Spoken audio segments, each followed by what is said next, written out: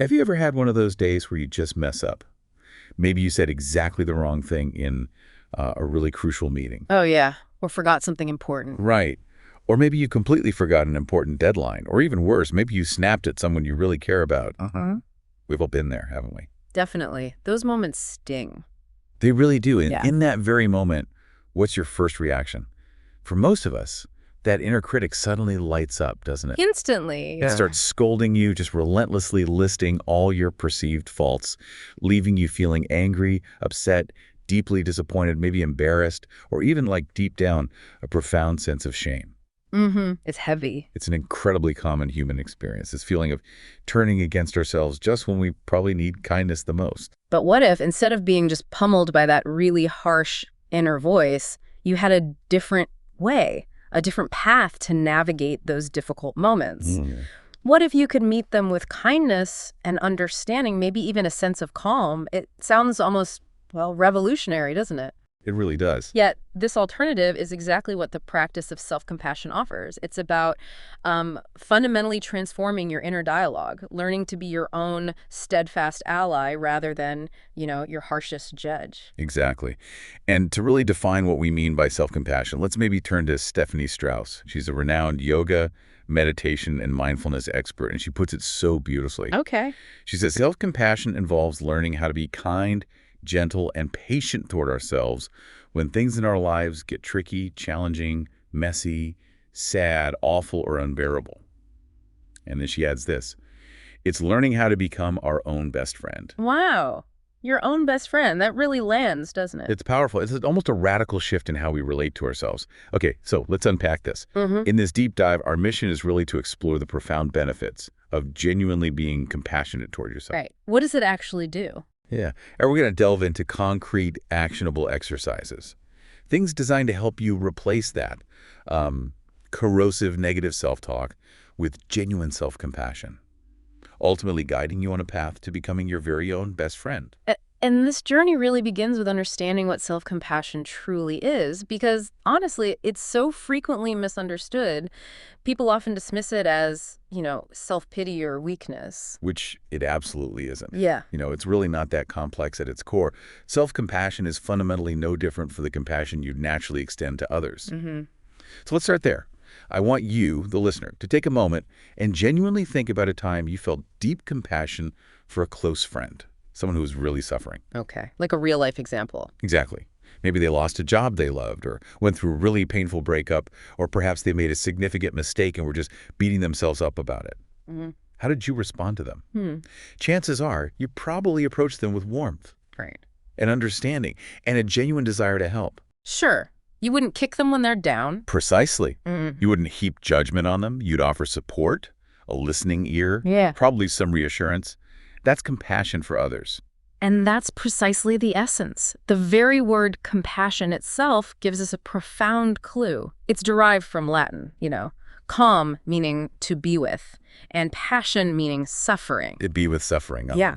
This etymological root highlights that true compassion, whether it's directed outward to a friend or inward to ourselves, involves three interconnected elements, really crucial elements. What are those? First, you have to actually notice the struggle, the suffering. You just can't respond to it if you're unaware or trying to push it away. Right. You have to see it first. Second, you recognize that suffering, failure, and imperfection are not unique to you. They're an inescapable part of the shared human experience. It's the universal human condition, really. An acknowledgement that we're all in this together. That feeling of, it's not just me. Exactly.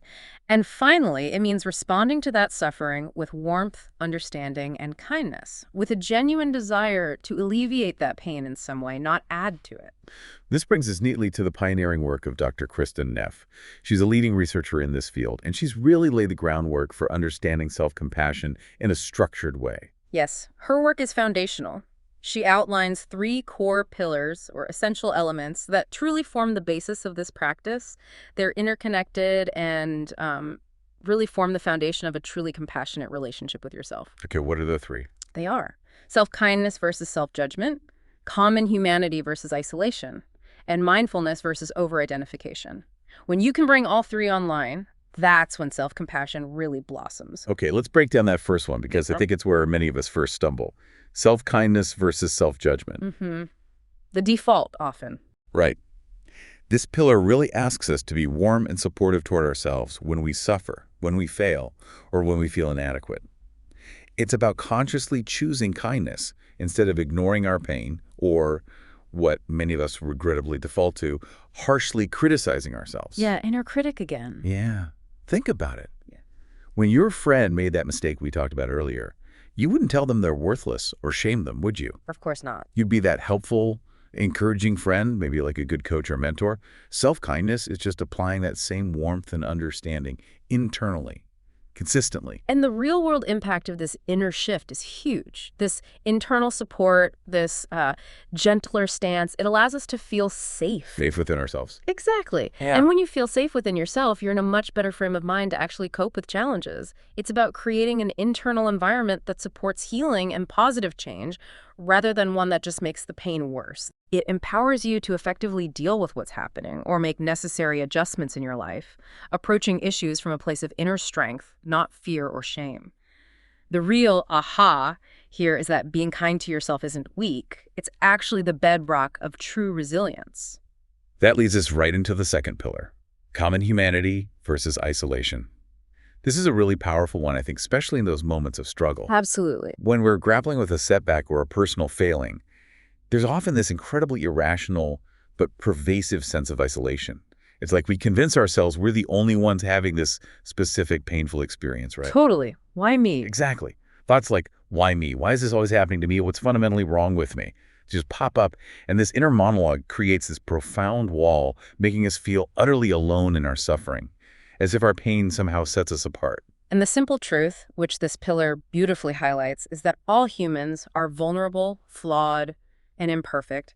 That is the universal human condition. There's no escaping it. It's just part of the deal of being human. It really is. Remembering that suffering, failure, and imperfection is part of the shared human experience is absolutely key. It's what connects us, paradoxically, rather than separates us from others. Dr. Kristen Neff shares this really poignant anecdote about watching her son at the park.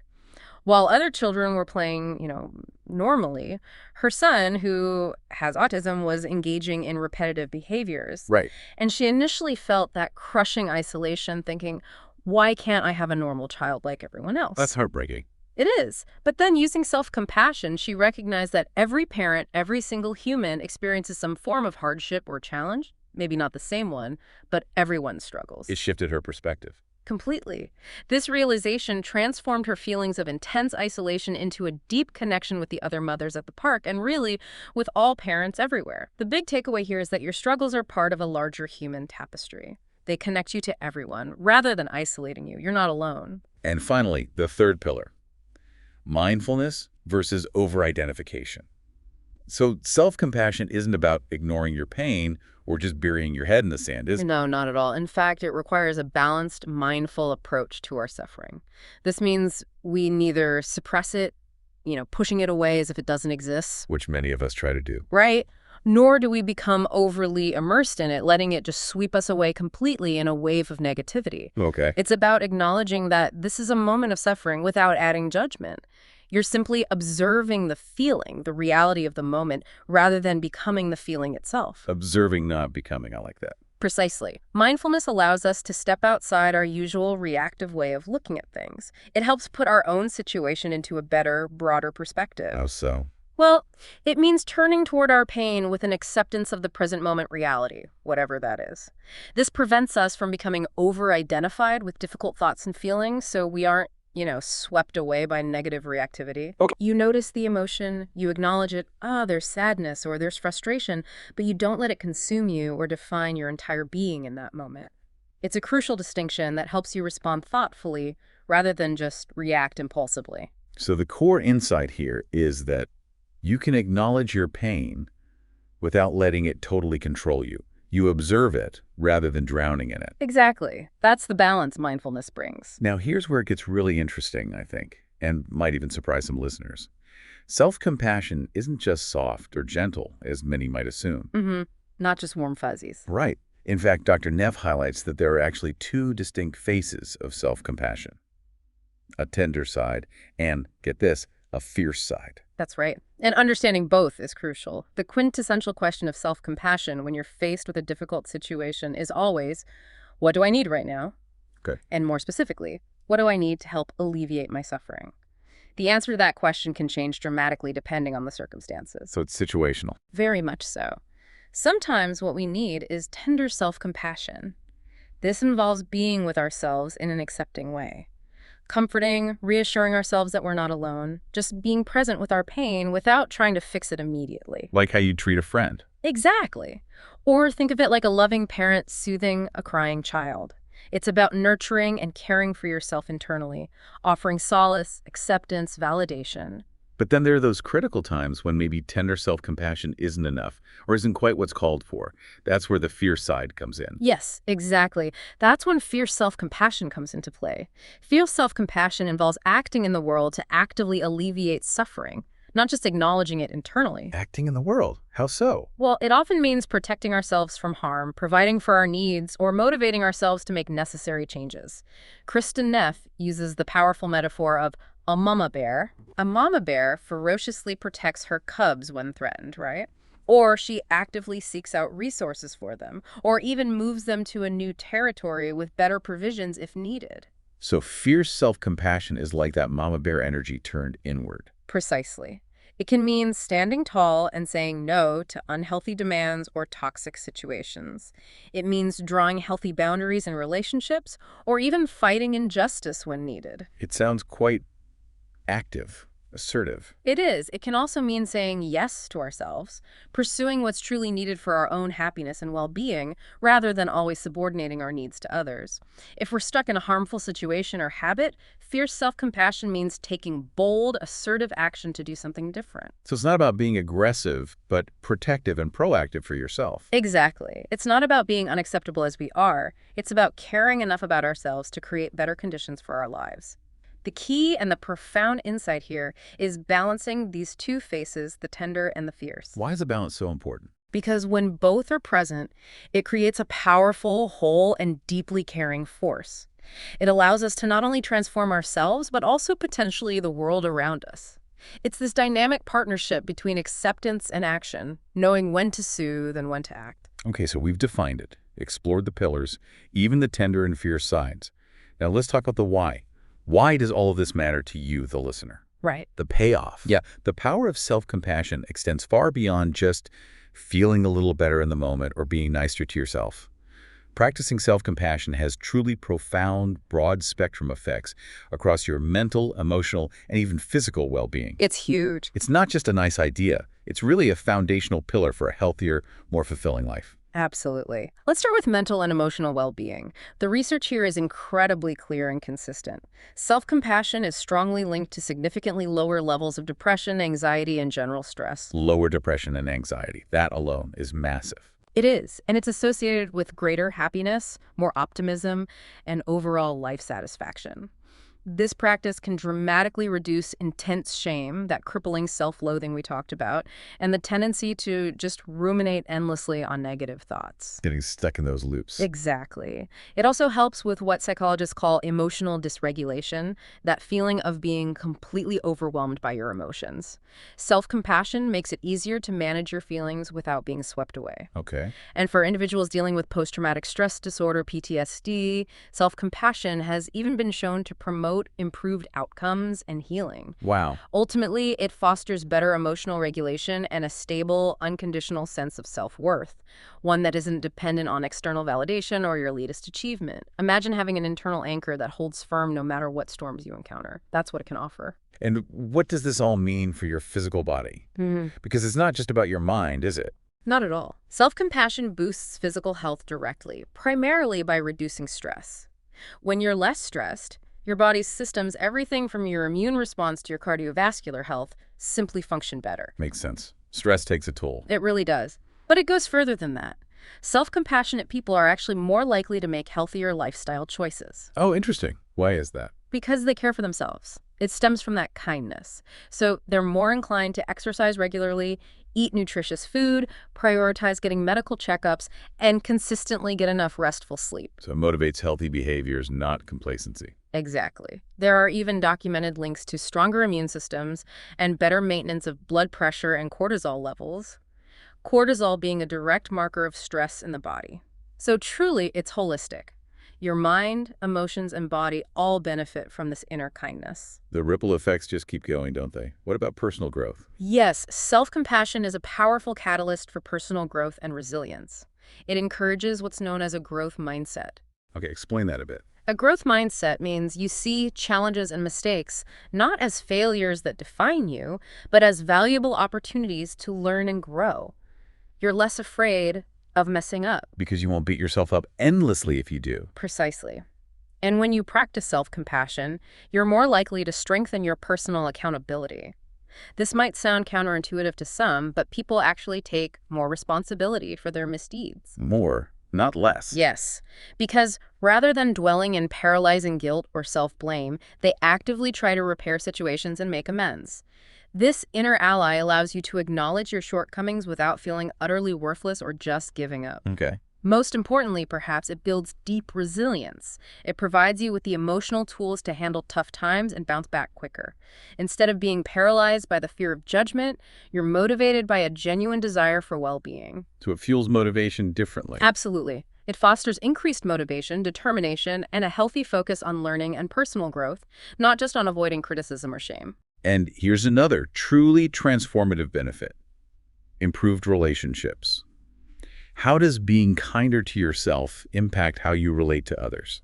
It has a huge impact. When you're kinder to yourself, that kindness naturally extends outward to others. Think about it. When you're less burdened by your own self-criticism, you just have more emotional space and energy to truly connect with people. You're less wrapped up in your own head. Exactly. This fosters stronger, more authentic connections because you're operating from a place of internal security, not insecurity or a constant need for external validation. Makes sense. It leads to higher emotional intelligence, greater empathy for others' struggles because you understand struggle within yourself, and a greater ability to find compromise solutions when conflicts inevitably arise. So better conflict resolution, too. Yes, and research even shows that partners of self-compassionate individuals often describe them as more caring, more accepting, and more supportive of their autonomy. And those partners report greater overall relationship satisfaction. It truly creates a positive ripple effect, improving everything from your closest bonds to your wider social interactions. Kindness inward radiates outward. You know, despite all these incredible, really well-documented benefits we've just discussed, so many people still resist self-compassion. Why do you think that is? That's a great question. Perhaps it's because we live in a society that often champions a kind of hero culture, right? Yeah. Where being tough on yourself is seen as the only path to success, maybe even a badge of honor. The no pain, no gain mentality applied internally. Exactly. Or maybe there's a deep-seated fear that being kind to yourself will somehow make you weak or lazy or complacent. So what do these underlying reasons for resistance truly mean for someone trying to adopt self-compassion? It feels like a big hurdle. You've hit on some key points there. The resistance often stems from several ingrained beliefs, things that have been passed down or just deeply internalized over time. Like what? Well, some genuinely believe that self-criticism is their primary driver for success. They feel that without that harsh inner whip, they'd just become complacent and lose their edge. The motivation myth. Right. Others might feel a deep sense of guilt, believing maybe they've done something so wrong that they don't deserve kindness, that suffering is a just punishment for their perceived flaws. That's heavy. It is. For some, especially those in caregiving roles, the perceived lack of time or energy is a barrier. They might feel others need their compassion more than they do themselves. Putting themselves last. Always. And for many, the concept itself just feels too abstract or foreign.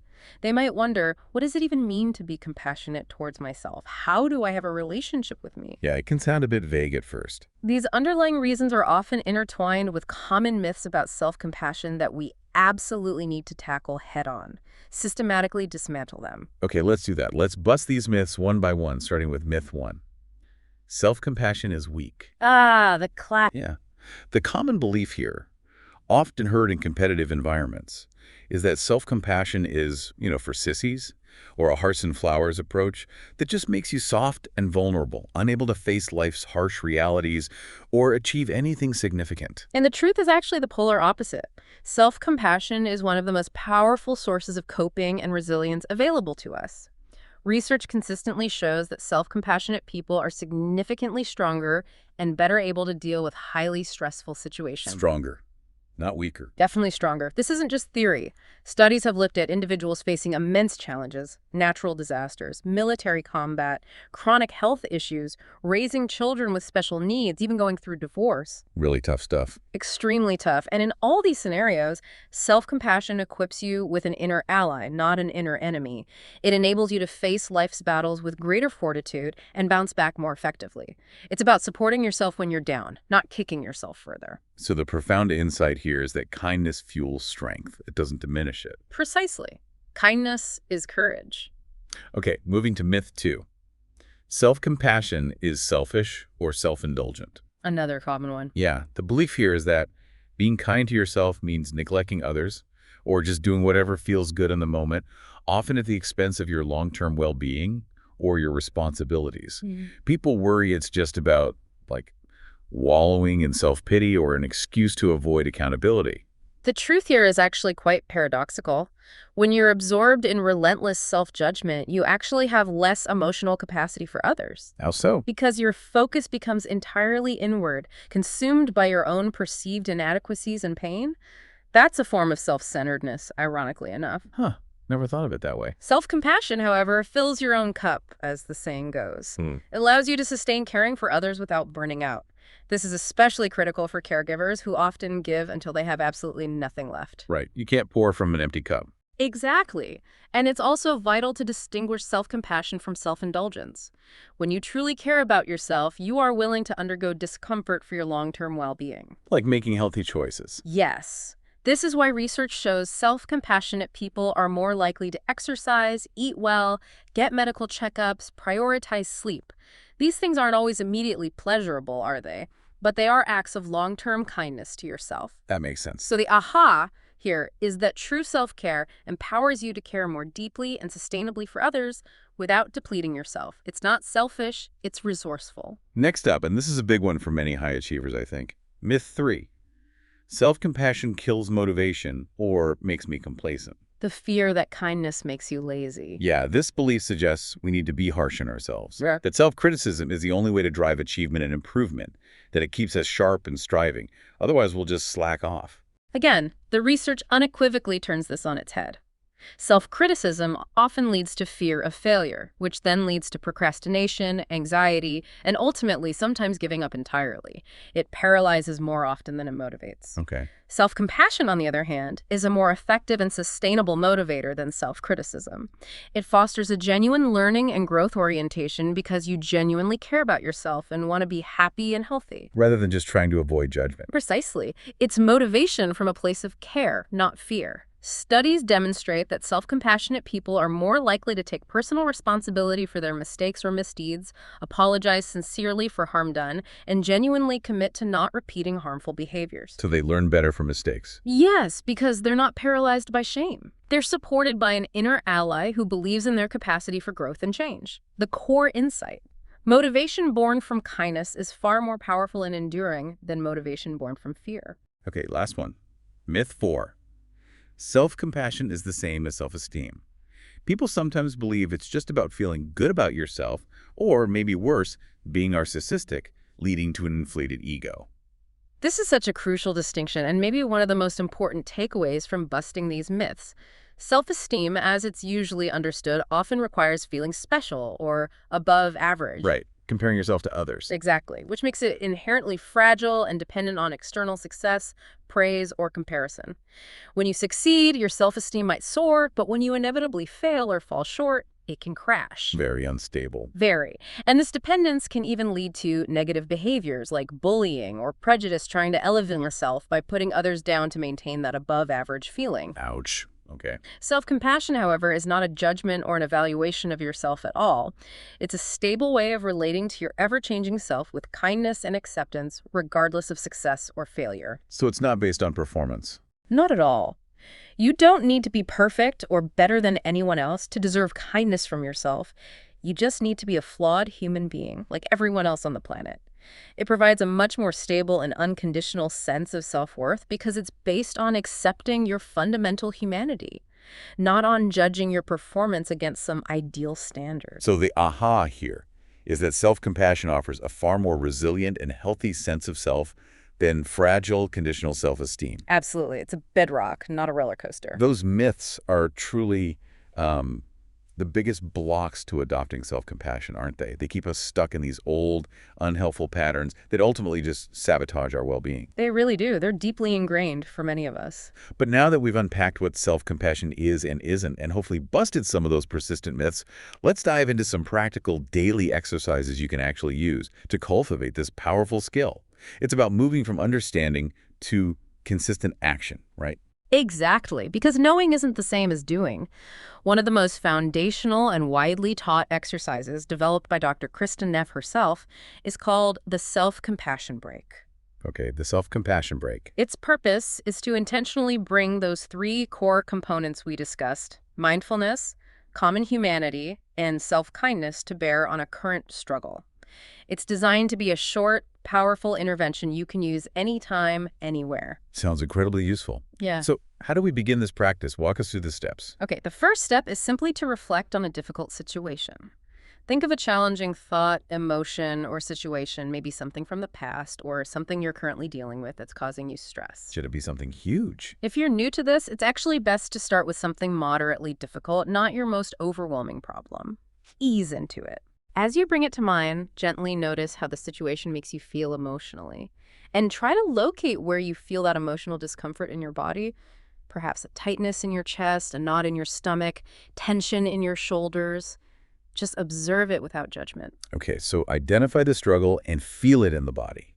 And once you've acknowledged that feeling, that physical sensation. The second step is to acknowledge your struggle, which is the mindfulness component. Silently say to yourself a phrase like, this is a moment of suffering, or maybe something simpler like, this hurts, ouch, or this is stress. Just naming it. Exactly. This is about simply noticing what's happening without judgment, just registering the reality of your pain in this moment. It's not about analyzing it or trying to fix it right now, just acknowledging its presence. Okay, this is happening. Okay, this is a moment of suffering. What's the next crucial step after acknowledging? Third, you recognize shared humanity. This is where you consciously remind yourself that suffering is a universal human experience. It's part of life for everyone. Connecting to others. Yes. You can use phrases like, everyone experiences pain sometimes, or I'm not alone in feeling this way, or we all struggle sometimes. This simple reminder helps to ease those feelings of loneliness and isolation we discussed earlier. It instantly connects you to the broader human experience, rather than feeling uniquely flawed or burdened by your pain. That feels really important. That's a lot. Less alone.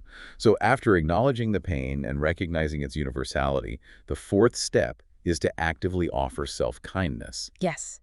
This is where the core of self-compassion really comes alive. This is where you actively offer yourself the kindness and compassion you need to navigate the situation, just as you would offer it to a dear friend who was struggling. How do you do that? What do you say? You consider what words would be most comforting or supportive for you in that specific moment. It's personal. Examples could include, may I be kind to myself, or may I give myself the compassion that I need right now? May I accept myself just as I am? Maybe, may I forgive myself? May I be strong? Or even, may I be patient with myself? Finding the words that resonate. Exactly. It's about speaking to yourself like that compassionate, understanding friend we talked about at the very beginning, offering genuine support. And there's an optional but often incredibly powerful physical gesture you can add to really deepen the experience, right? Absolutely. That's the fifth step, and it's highly recommended. Self-soothe through touch. You can gently place your hands over your heart, just feeling the warmth and gentle touch on your chest. Okay. You might also give yourself a gentle hug, wrapping your arms around yourself, or place a hand gently on your face or your belly. These compassionate physical gestures are incredibly powerful. Eye touch, what does that do? They can actually activate your parasympathetic nervous system, that's your body's rest and digest system, the opposite of fight or flight. This helps to reduce stress hormones like cortisol and can increase oxytocin, a hormone associated with bonding, trust, and safety. So it physically calms you down. Yes. It's a direct way to signal care and comfort to your body, often bypassing your sometimes critical mind. It says, I'm here for you. That's a fantastic, tangible tip. And the beauty of this self-compassion break is its versatility, isn't it? You can use it anytime, anywhere. Completely. A really helpful usage tip, especially when you're just starting out, is maybe to practice it in calm moments when you're not under acute stress.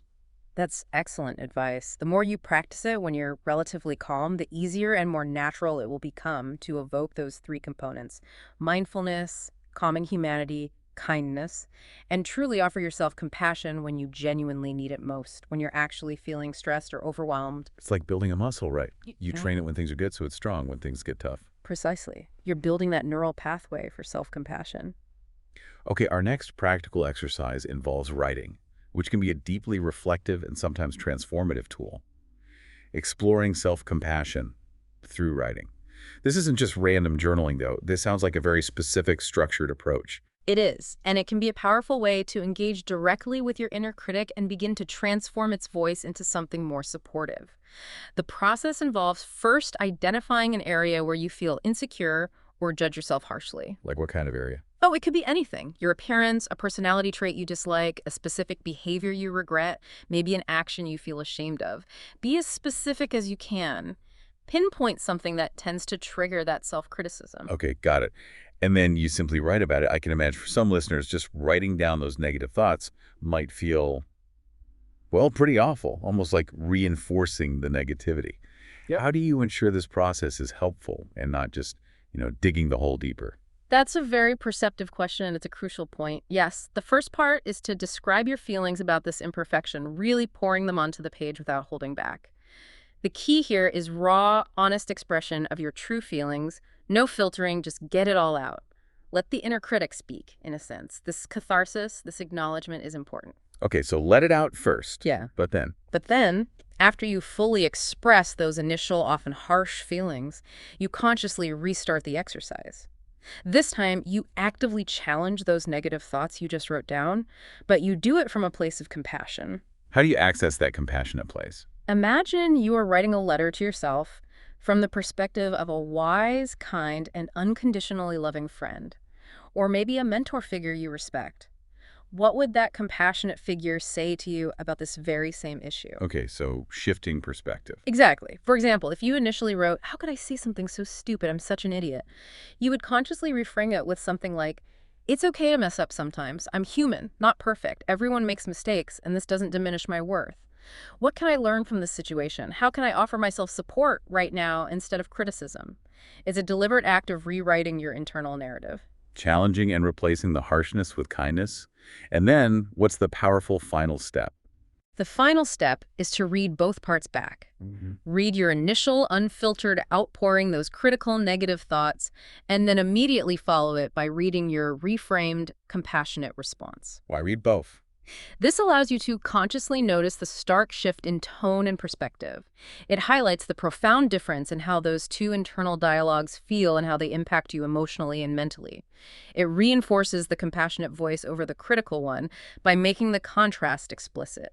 It's an exercise in literally seeing and feeling yourself through a different, kinder lens. That sounds really potent. Okay, another deeply impactful practice, particularly if you're drawn to meditation, is loving kindness meditation, also known as metta meditation. Ah, yes, metta, a beautiful practice. This ancient practice, rooted in Buddhist tradition, is specifically designed to cultivate expansive feelings of love and compassion, first for yourself, importantly, and then gradually extending it outwards to others. How does one begin this kind of meditation? What's the starting point for someone new to it? First, find a quiet, comfortable spot where you can sit or perhaps lie down without too many distractions. Gently close your eyes and bring your focus inward. Settle your attention on the natural rhythm of your breath for a few moments. Just feeling your chest or belly rise and fall with each inhalation and exhalation. Getting grounded. Exactly. Then set a clear intention for your meditation session. This could be a simple desire to cultivate self-compassion or to develop feelings of love and kindness, or maybe just to bring more positivity and warmth into your life and heart today. So you literally start by directing kindness toward yourself, not others first. Yes, crucially, you begin by directing compassion toward yourself. Silently repeat phrases or affirmations that resonate with you, allowing the feeling behind the words to truly sink in. Common examples include, "May I be happy," "May I be kind, gentle with myself," "May I be free from suffering," or "May I be filled with loving kindness," "May I be at peace." And you just repeat these. You repeat them gently, allowing the words to evoke a genuine feeling of warmth and kindness toward your own being. It's like you're sending light and love to yourself from within your own heart space. You feel the intention behind the words. Okay. And then it extends from there. It doesn't just stay with the self. Precisely. Yeah. After generating these feelings of loving kindness toward yourself, you gradually begin to extend these same feelings to others. You can start by visualizing loved ones' family, close friends. People it's easy to feel kindness for. Exactly. Then you might move to neutral people, perhaps acquaintances or people you see regularly but don't know well. And eventually you can even extend it to people with whom you may have challenges or difficulties, though that takes practice. What do you say for them?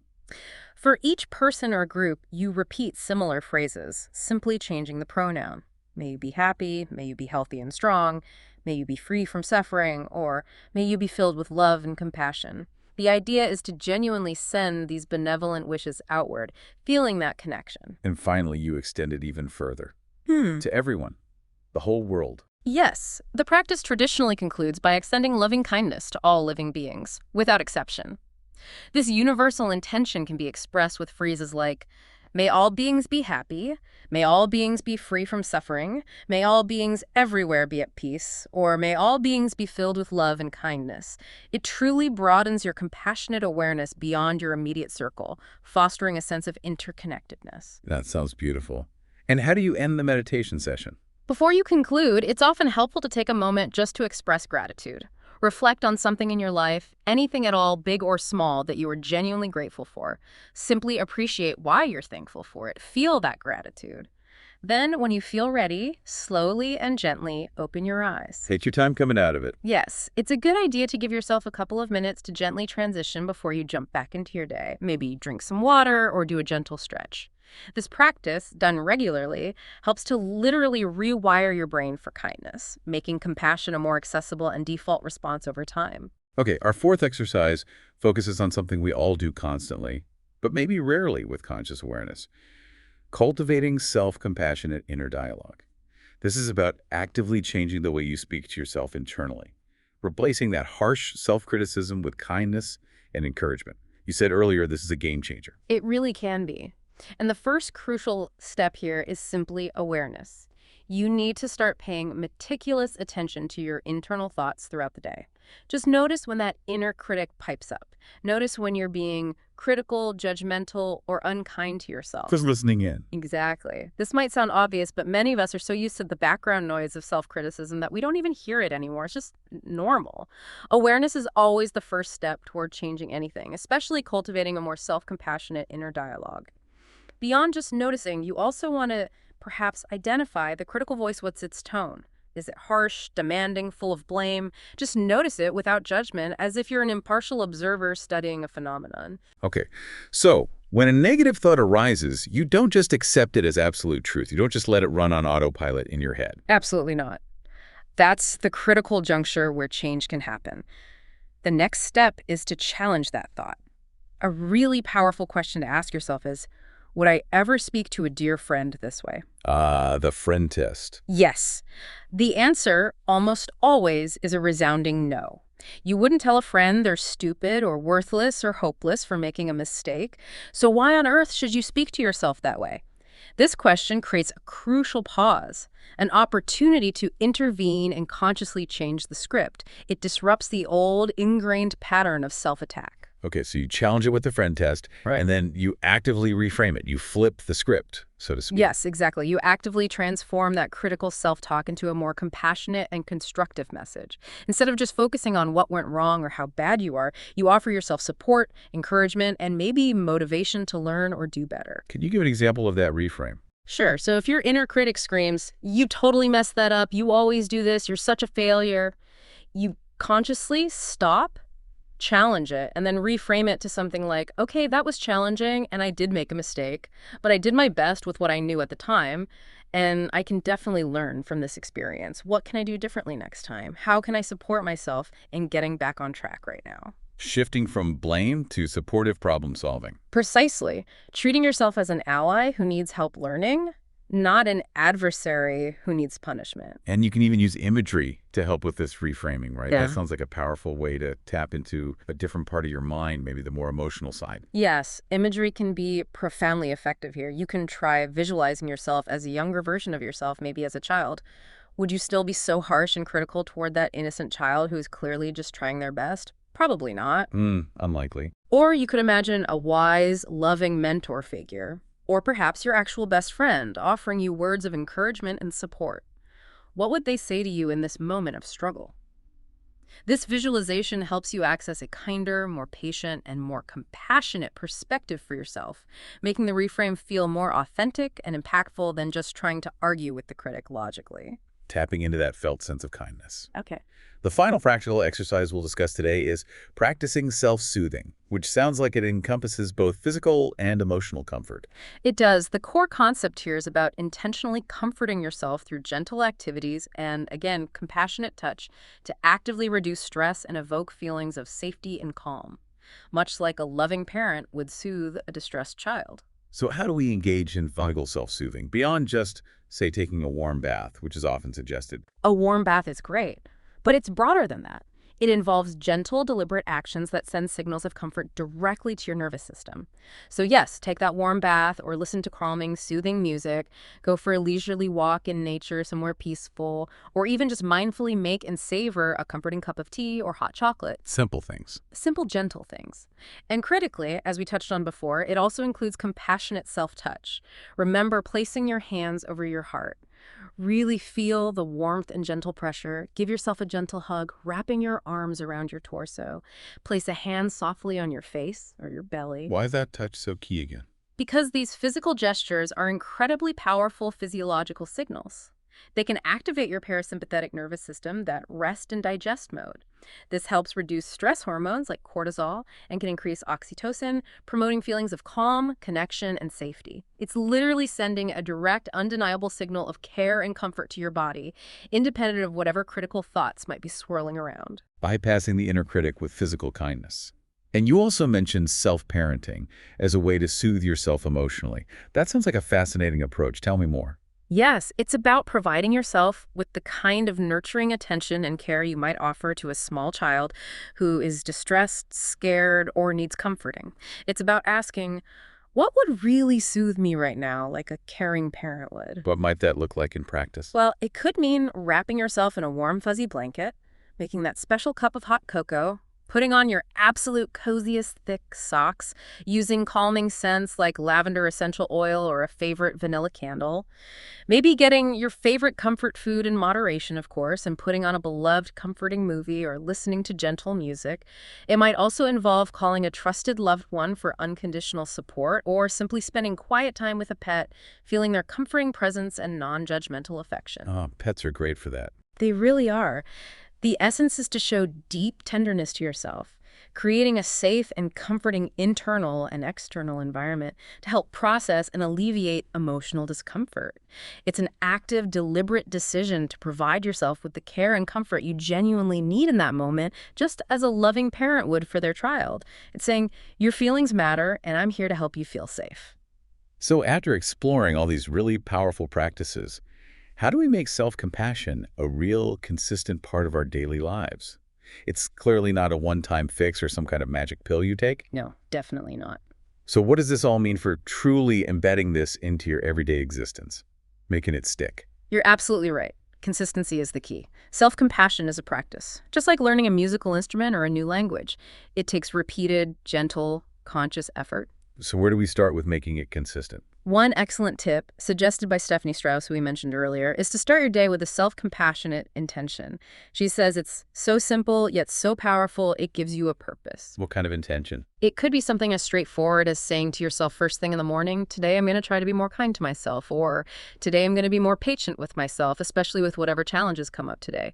It just sets the tone for the day ahead. Okay, starting with intention.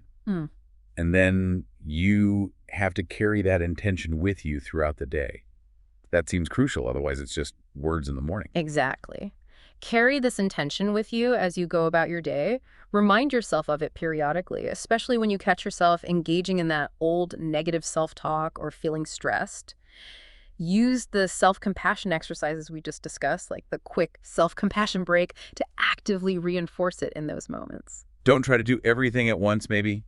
Definitely not. Take baby steps. Don't feel overwhelmed or try to overhaul your entire internal world overnight.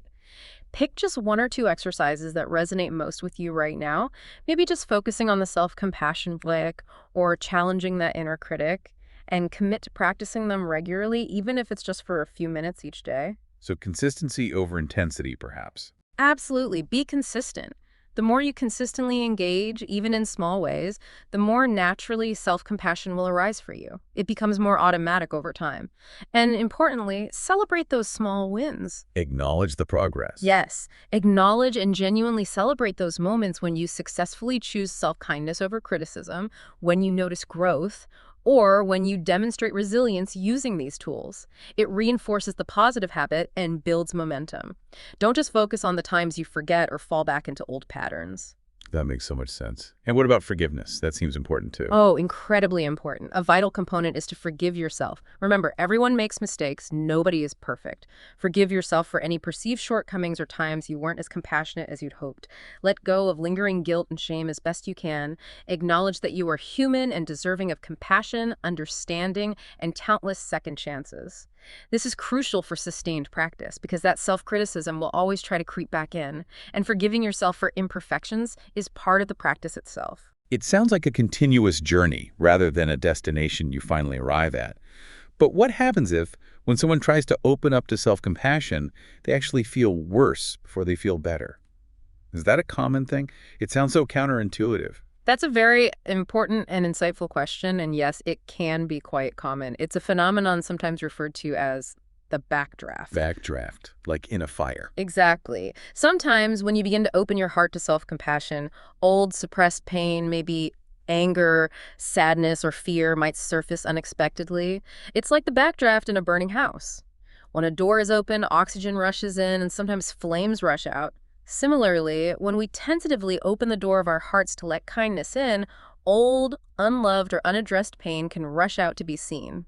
Nope. There are sayings that capture this, like, love reveals everything unlike itself, meaning that when you bring compassion to your pain, you might first become much more aware of just how much pain was actually there, hidden beneath the surface. So it's not that the compassion caused the pain, but revealed it. Precisely.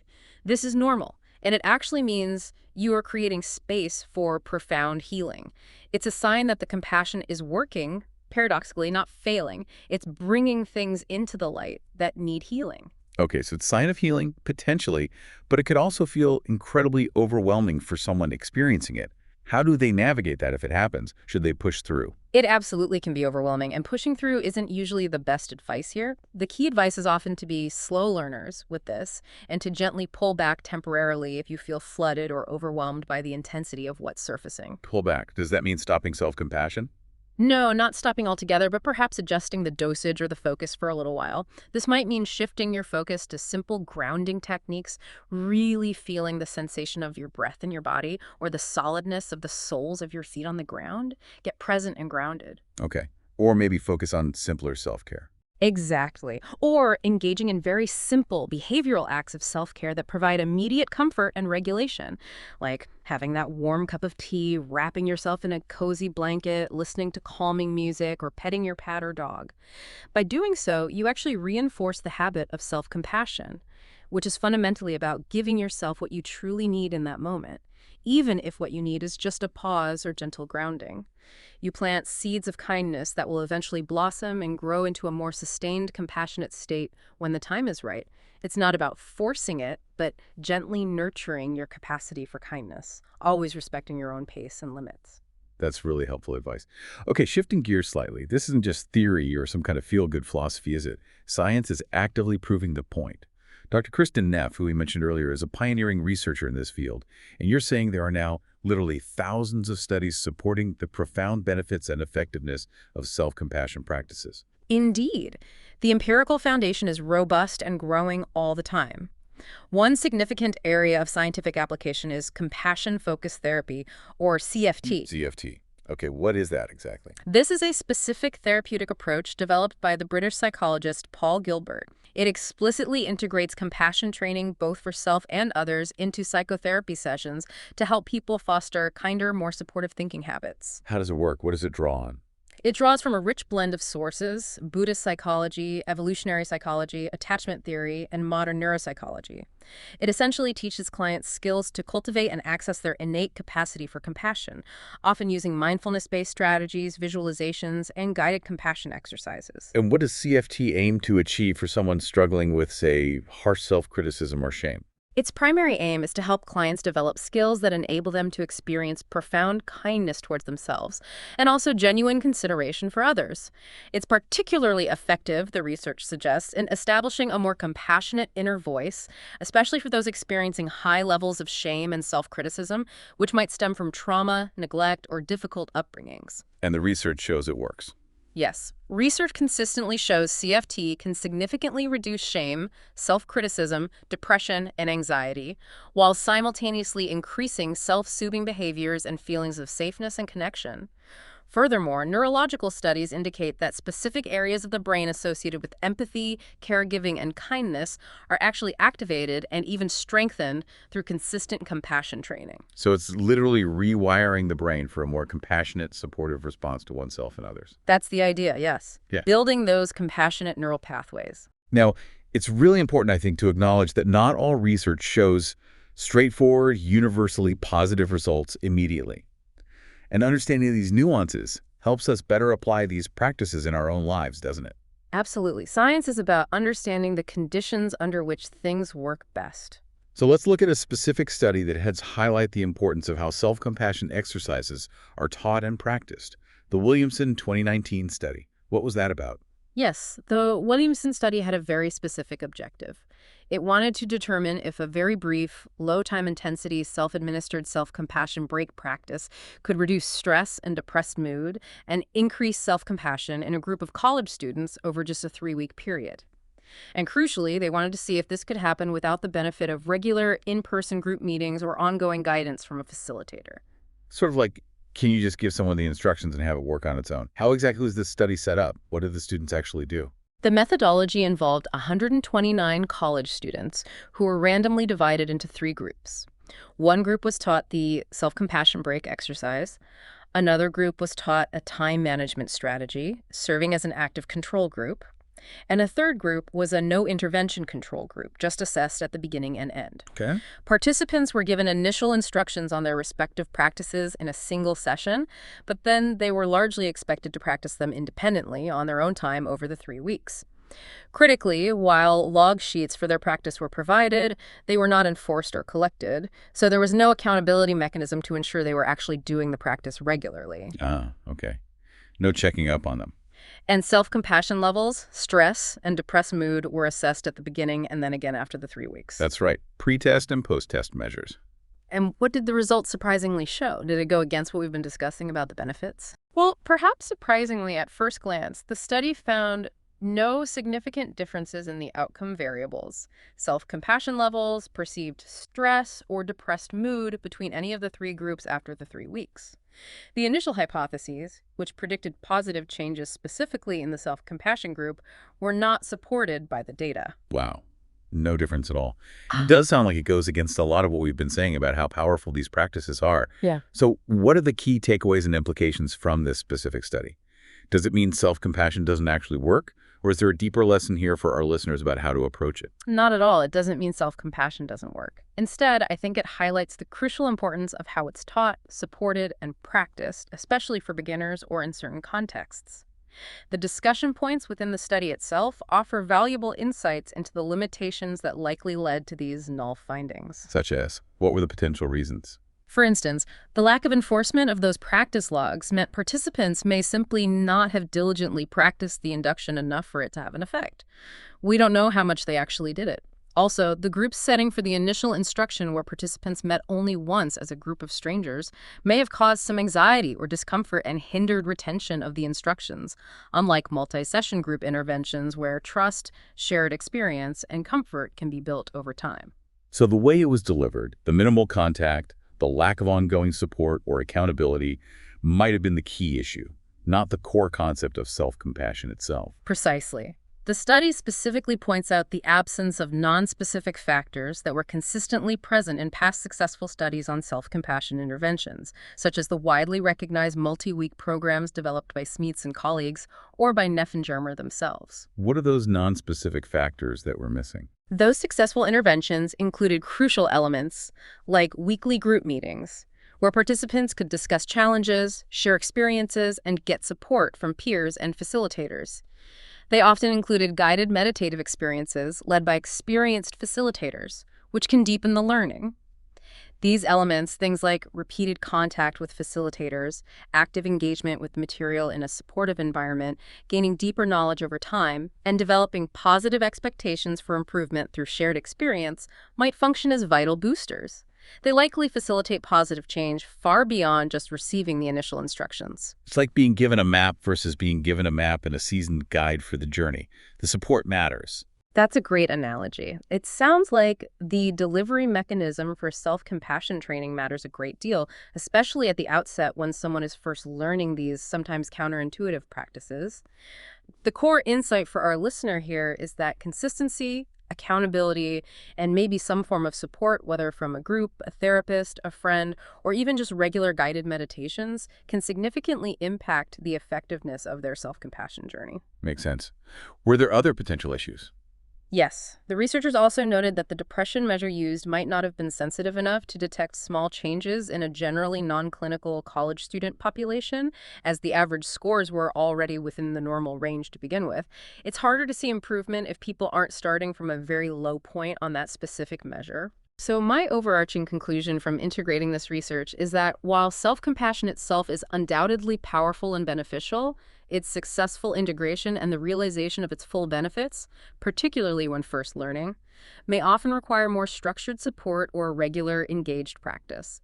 This could be through consistent meditation, using guided exercises regularly, or perhaps interactive group dynamics or therapeutic support. So it raises an important question.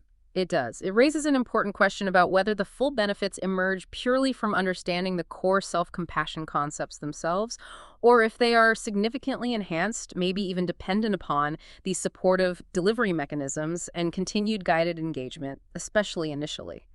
The big takeaway for practice is intention is vital, but consistent supported practice is likely what truly makes a tangible difference in rewiring your inner dialogue and reaping the rewards. We have covered a lot of ground in this deep dive. We started by really exploring what self-compassion truly means, emphasizing that profound shift from being your own harsh inner critic to becoming your own unwavering best friend. A huge shift. It really is. We've unpacked its incredible, far-reaching benefits, how it boosts your mental and physical health, how it profoundly improves your personal growth and resilience, and how it even strengthens your most important relationships. The ripple effects are amazing. They are. We systematically debunked those common, often deeply ingrained myths that frequently hold us back, clearly showing that self-compassion is actually a powerful, courageous, and deeply motivating force, not some kind of weakness or a form of self-indulgence. Busting those myths is so important. Absolutely. And importantly, we've provided you, the listener, with concrete, actionable practices you can start using daily.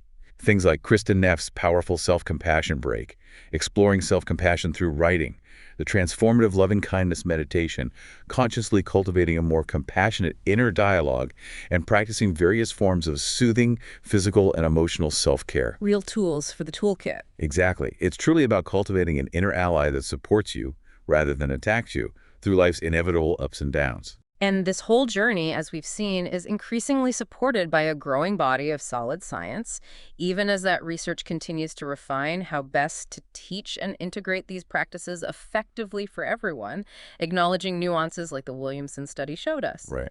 So maybe consider this final thought. If our inner critic is often so loud because at some fundamental, perhaps misguided level, it's trying to protect us, albeit in a harsh, fearful, and often counterproductive way. What would truly happen if we consistently trained that inner protector to be kind and wise rather than harsh and fearful? Training the protector. Yeah. Imagine the profound freedom, the limitless potential for healing, and the immense personal growth that could unfold when your biggest, most steadfast ally in life is unequivocally you. That's a powerful, profound thought to sit with, isn't it? Thinking of that critic as a misguided protector that needs retraining. Wow. So as you go about your day after listening to this, we truly encourage you to pick just one small way to integrate self-compassion. Just one thing. Keep it simple. Yeah. Maybe it's simply catching yourself when that inner critic starts up later today and asking, okay, wait, what would a kind, wise friend say to me right now? Or perhaps, just for a moment, placing a hand gently on your heart, taking a breath, and offering yourself a quiet, compassionate whisper. This is hard right now, and I am here for myself. A small act of kindness. Exactly. Thank you so much for joining us on this deep dive into the vital practice of self-compassion.